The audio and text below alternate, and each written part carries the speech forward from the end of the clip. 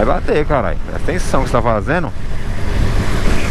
Ó, contando umas coisas estranhas junto com a Crosserzinha.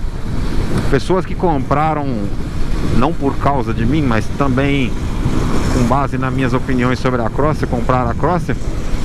E aí estão colocando comentário nos vídeos aí de barulhos estranhos no motor, né? Coisas que pelo menos eu não vivenciei com a minha motoca, graças a Deus, né? Precisaria saber exatamente que tipo de barulho é esse, porque eu não vi, pelo menos nas pesquisas que eu fiz e todos os vídeos que eu vi de acompanhamento de donos de Crosser aí, não vi nenhum apontamento grave nesse sentido de motor já chiando com 2, 3 mil quilômetros, tá ligado?